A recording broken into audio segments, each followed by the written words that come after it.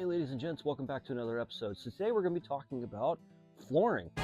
Let's talk about not just flooring. We're not going to get into the advanced stuff or any of the kind of crazy stuff with tile and wood floors. We're not going to talk about any of that stuff. We're going to talk about something that's a super easy product, okay? This right here is a piece of vinyl, and you notice it has a piece of paper on the back of it. That's because it's got its own self-adhesive. These are great. These are literally a throw down on the floor or cut and throw down on the floor, but there's a little bit more to it. So we'll get into the specifics here in a little bit. There's going to be a few things you're going to want to need for this job. You're going to want some type of tape. You want to tape off the areas that you don't want any of the stuff later that's coming in the video to get on there. You're going to want some type of cutting device. Definitely recommend make sure you got really good razors for those. Some type of straight edge. I love the trusty speed square, so I'll be using that one. That's so we can get our nice good straight cuts. When you go to cut this stuff, because you're going to need to, eventually you're going to run into a wall or some type of obstruction. I've got this piece of medium density fiberboard, MDF, that I'll be using. So if I need to make those cuts, I'm going to make those cuts here on this piece of wood instead of cutting into my own floor, causing damage or damaging my floor or my razor. Okay. Another one I recommend, you could use a rolling pin, the one you use whenever you're making bread or whatever. I stole this from my personal gym. It's a roller to help you like massage out muscle knots, but this works too. All we want to do is we want to be able to kind of push down on that piece of vinyl to make sure that it's adhering as much as possible. Completely dealer's choice. You can do it if you want to. I highly recommend it. Henry 336. You can pick this up at your home stores. It's nothing more than industrial latex. This allows you to put a layer that's on the concrete or on the wood to make sure this vinyl sticks as much as possible onto that floor. And understand, if you're going to be using this stuff, you're going to need a rolling pan for paint. You're going to need a roller and a nap, 3/8 inch roller nap for it, because you're literally going to paint this stuff onto your flooring. So with all that said, let's go ahead and dive right in. Guys, let's go ahead and talk about prep. So we got to prep the floor first. The biggest thing we want to do is we want to make sure that we sweep every single way, everywhere we can, either using a foxtail or a standard broom is perfectly fine. We won't get as much as that stuff off the floor. The other thing you might have is, say you're doing some drywall and some of the drywall mud fell on the floor, get a scraper and scrape that stuff off. And then once that's done, let's go in with a vacuum cleaner and let's vacuum clean that floor as much as possible. The other thing I recommend is, while you're doing this, in order to keep the floor as clean as possible, is I would go ahead and do the Asian thing. Let's go ahead and take your shoes off. Okay? That's Asian. That is. Okay, let's stay on socks as much as possible. We don't want anything to get on the floor, because that will work against us and get the adhesive to try to adhese or stick the vinyl tile to the floor itself. Okay.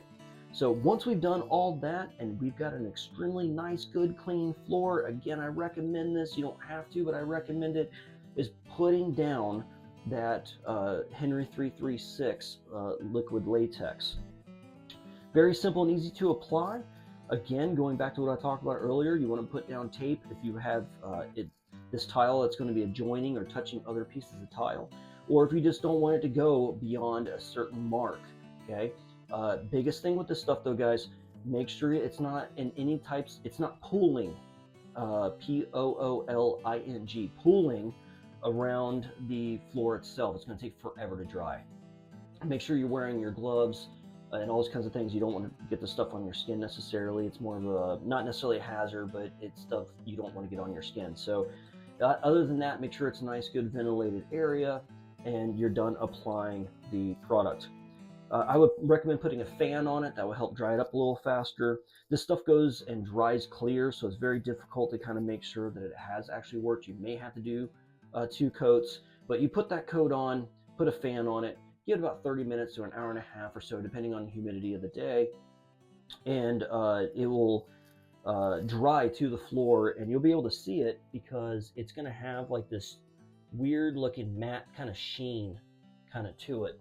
That's exactly what we're looking for. That's what's going to allow us to adhese this as well as possible to the tile. Okay, so let's go ahead and start talking about getting this tile down. Okay, so there's 2 different ways you can do this. You can either make marks on your floor and find out the exact center of the room and break it up into 4 quadrants, if you will, to lay these down. I'm not doing that just because this is a small, tiny little area, so I don't really have to go that crazy. Now, one thing you did notice, I did take a pencil and I did mark earlier before I did the latex.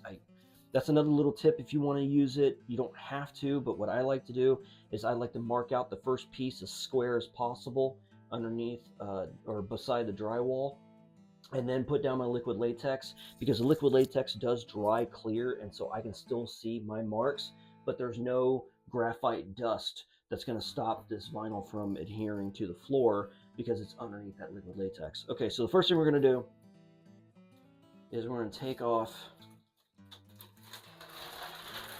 the wax base. If you're really enjoying this video, which I hope you are, please do me a favor and like and subscribe. It really does help with the algorithms, and it will give me the ability to send more of these videos out when people start searching these different topics. And I really want to go out and I want to help as many people as possible for any types of jobs that may be there. So just do me a favor, please like, please subscribe. Thanks for watching the video, guys. Now what I'm going to do is I'm going to lay this down on those marks that I made earlier. I want to get close to the drywall edge, but I don't have to be completely underneath the drywall, okay? And the reason being is because when I go to put my baseboard down, I don't want so much of this going underneath. I don't need it to. That'll be a waste. I'm just adding more work and more material that I need. So I'm just going to leave this almost in line with that drywall as I put it down. Now, going back earlier, we were talking about that roller. We want to start rolling this onto the floor, and so that way it gets a good adhesion down there. We want this bad boy to stick. Stuck in the middle with you. Okay, and then there you go. There's your first piece. Now, the second piece I'm going to put down is obviously going to go over here. And it looks like I'm going to have to cut around that corner there. So let's go ahead and try to get that one done as well. All right, so now we're going to talk real quick about how to make some basic cuts. So as you can see over there, don't hit the camera. Okay, so you can see here I've got this corner that I need to cut out. So what I'm going to do is I'm going to make sure this piece, before I take that backing off, and what I'm going to do is I'm going to bring it underneath, and then the next thing I'm going to do is I want this piece to be absolutely as square as possible to this piece, okay? So I want a nice, good, perfect line. I don't want any gaps, okay? I don't want it to look like that, okay? I don't want it to look like this, right? I want this to be absolutely as square as possible, okay? So once I got that done, you can kind of push down a little bit and see that it's a good, nice little joint there. Then what I'm going to do is I'm going to take a little Sharpie here, and I'm going to make a mark here. I'm going to make a mark here, and then I'm going to mark, this is where the tape comes into play and really can help you. I'm going to mark here. So this is going to tell me exactly, okay, how much I need to cut off going in there. Now you might say, okay, well, if I just notch that much, it's only going to go that much. I completely agree with you. So then what I'm going to do is I'm going to take my piece of tile and I'm going to overlap the other piece of tile. And again, I'm going to make it as square as possible. And then what I'm going to do is I'm going to mark it down here, okay? Then what you do is I'm going to take a straight edge. I'm going to bring it all the way down here to this mark, and so now I know how much I need to knock this off. And oh, by the way, I've got my mark here. That's going to be the end of my piece, so I can cut that off. But make sure you make that mark down here before you cut this off, because if you cut it off, obviously you're going to lose that over there. Now you might think, okay, well, I can reuse this piece. Why would I want to mark it? Again, going back to the marker. If you use a marker, take some of your hand sanitizer, and with the hand sanitizer, just squirt a little bit on there, take your finger or whatever, or take a napkin or a paper towel and wipe it, and that alcohol will take that marking right off, and now you got a brand new piece. So let's go ahead and cut our piece. All right, guys, so now we got that piece cut. Let's go ahead and check it. Underneath, square up that side a little bit. And let's do this before we take that backing off. We want to make sure our piece is 100% looking good before we go and put it on there. Okay, so let's go ahead and take that paper off. Now that we know the cuts are good.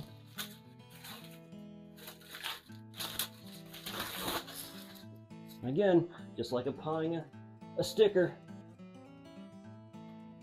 take that back there, square it up with our other side, and then we're gonna lay it down, apply a little pressure to it, get our roller, put some pressure in there, make sure it sticks really well with the floor.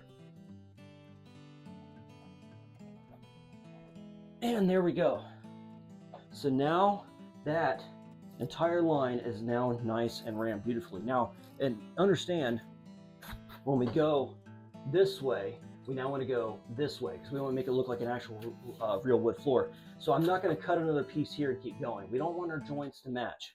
So I'm just going to take a brand new piece, square it, just like that. I'm using the tape to show me my edge, and then I'm just going to work back this way. You're going to do that. You're going to go back and forth all the way across your entire floor, and then that's it. Your tile floor is pretty much done. We just want to make sure we don't use a Swiffer mop or any type of moisture or anything like that for 5 days. We really want this stuff to settle as well as possible.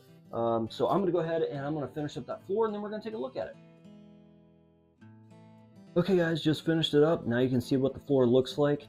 I think it turned out really, really well. It was really easy, just peel and stick, and maybe a few cuts here and there.